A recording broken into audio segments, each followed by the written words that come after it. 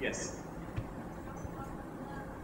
Good morning. My name is Ani Valdemoro. I am a partner in a tech consultancy and a lifelong learner. I would like to ask the panelists, but also the audience, if you were to enroll in or be part of a school in the future, in 10 words or less, what are the skills, competencies, or mindsets you think that we would need as learners to be able to function as successful humans in this future that's dominated by AI and all of these other technologies? She said.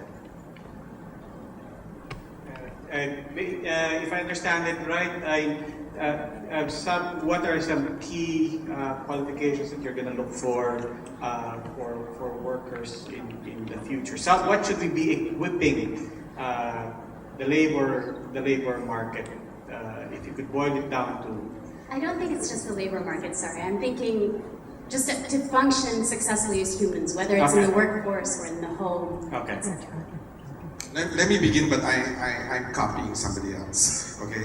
Because I heard this phrase just recently from the founder of Singularity University, and he says, the kind of people we should produce in our schools are problem solvers with adaptability and creativity and with a strong sense of empathy. That was 30 words, but it was pretty good. I have to stick to 10 words. I suggest reading Howard Gardner and Roger Schenck. I mean, if you want 10 words, there's 4. Howard Gardner, Roger Schenck. Roger Schenck can tell you what thinking you need to understand. Howard Gardner can tell you the rest of the picture. Persevere, willing to learn, energetic, polite, and looking for tomorrow always. Yes, sir. Yes, good morning. I'm Latreille from De La Salle University, and I'm also a consultant for a multilateral development bank headquartered in the Philippines. My question is, would you consider investing in an educational system that no longer penalizes students for their mistakes and instead reinforce their ability to use these mistakes to learn more discoveries and reinforce their learning? We only learn through failure. There's only one way to learn. Only one. All humans learn the same way, through failure. That's it. There's awareness, there's other cognitive functions, yes, but learning, the specific act of learning inside your brain, occurs only at the point of failure. That's the only time it occurs.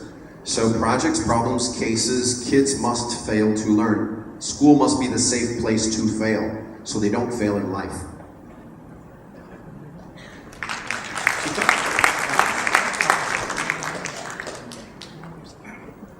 Yes, we'll take a question there and then. Hi, good morning everyone. I'm very happy to hear about all the innovation and education. I'm part of a startup and we do a lot of outdoor education. We also do a lot of talks with schools about sustainability.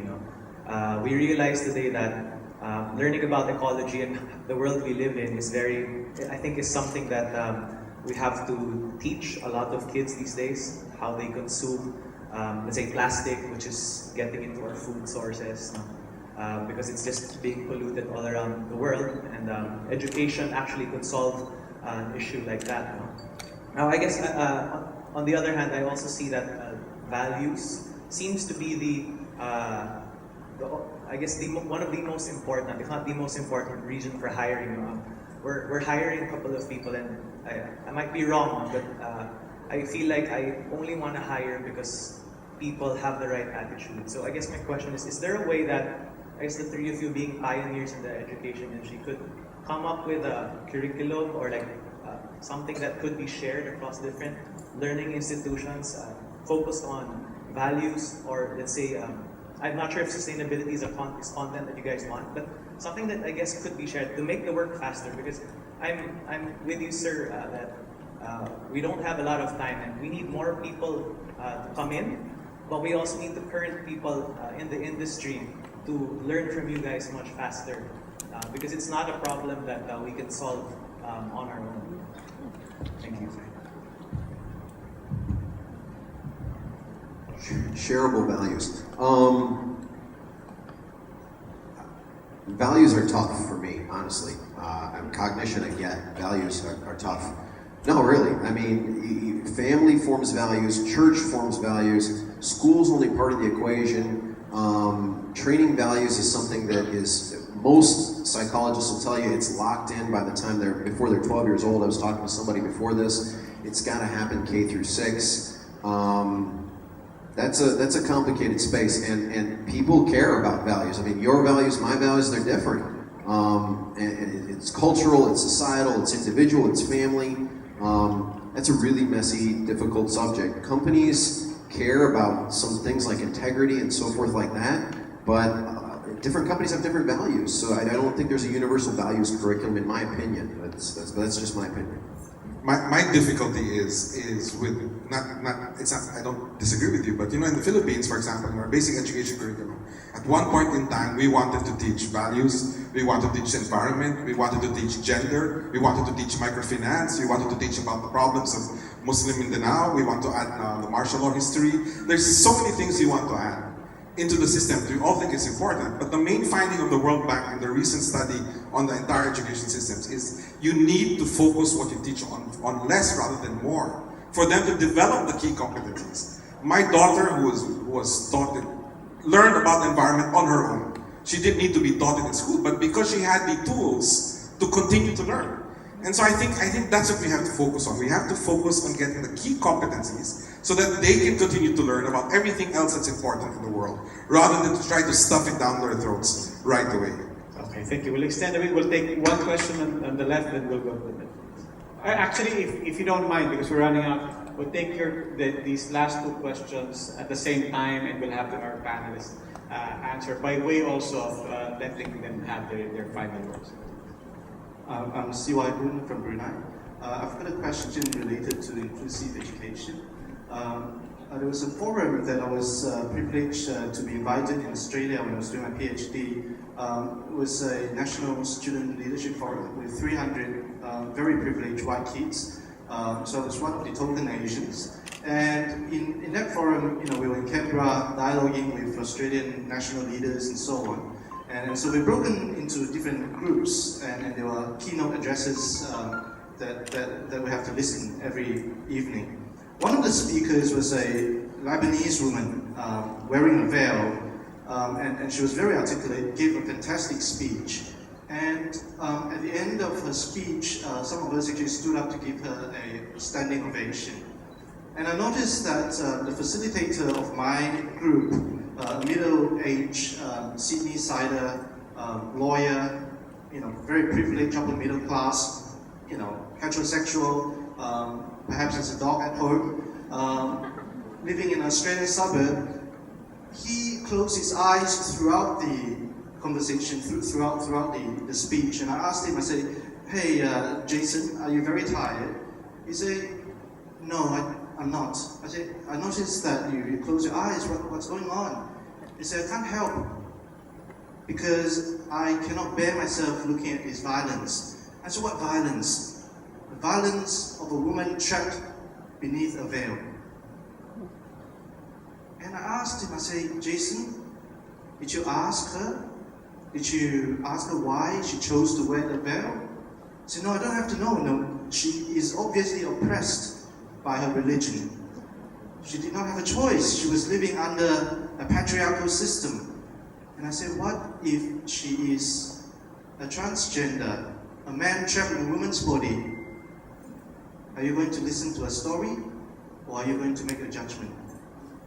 Now, a lot of time I feel that the easiest way to deal with difference is to close your eyes.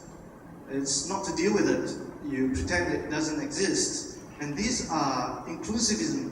Inclusivity is something that has to be inculcated within the school system since young. How do we deal with increasing diversity in a globalized world? What is the role of school? How do we teach and cultivate a next generation that does not close its eyes towards difference? Okay, thank you. And we'll take the second question.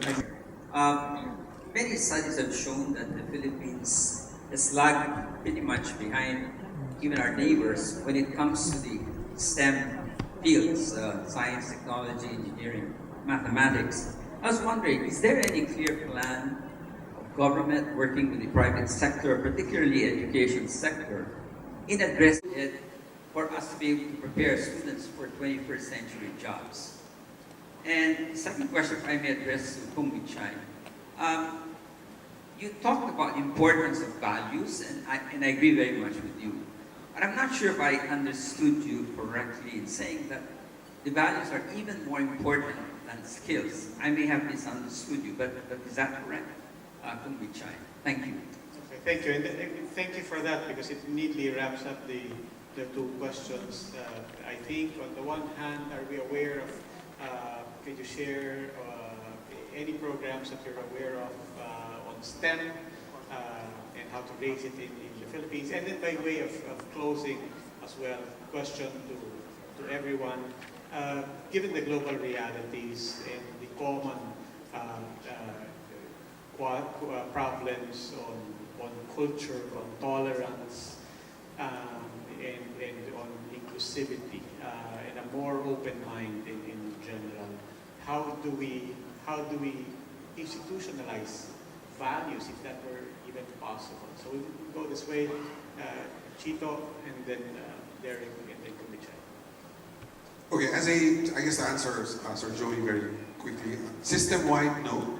There is no system-wide system or program to encourage STEM. There have been individual schools and individual companies involved, but system-wide, there's nothing that I'm aware of at the basic education level.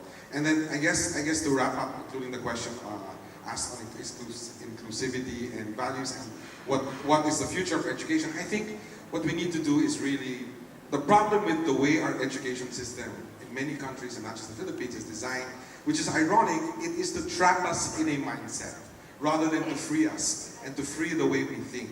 And I think the image of a classroom is so telling about the way education traps us in four walls, roof and ceiling, and makes us think a certain way. I think for our future education systems to be appropriate for the future, we really need to break out of these walls and rethink the way we do education and open our minds to both values and inclusivity if we really are to be ready for the future.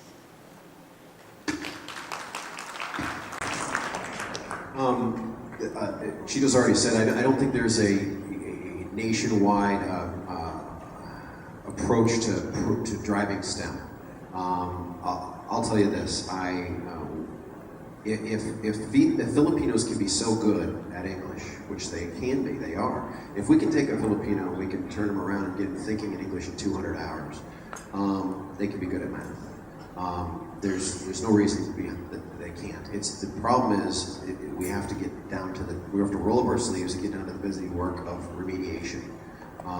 It's serious, hard work, and you have to break some rules, because Ed says, okay, they're in grade 11, teach them calculus. Well, they're not ready for calculus, so you got to break some rules. But if that's what's necessary to bring people up, so be it. There's a guy named Red who, after just 1.5 years with us, was doing math in his head faster than I could. Filipinos are entirely capable in mathematics as much as they are in English, and they can. We just have to put the system in place to do it. Apart from the home, obviously in the school is very, very important. You might start off in the classroom on a piece of paper, but probably what is more important is the actual practice of it.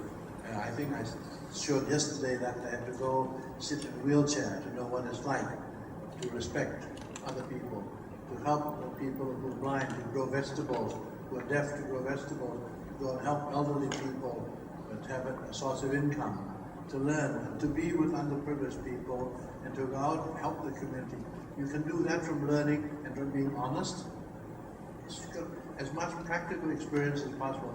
A piece of paper can be a beginning, but I think it's the practical experience of doing all these things that will generate the value that will be sort of a lifelong system for the young kids. Thank you. I do apologize to everyone still left standing, but we don't have any more time for this panel. But the fortunate thing always with a panel of these times. This leads us into lunch. Our panelists will still be here with us, and I am committing them to take your questions. And so please, let's give our panelists a warm round of applause. Thank you again, Chito, for Mechai. Thank you to the organizers for having us. Thank you very much, of course, to our moderator and to our panelists here talking about the future of education. What should education in the 21st century be all about? Now,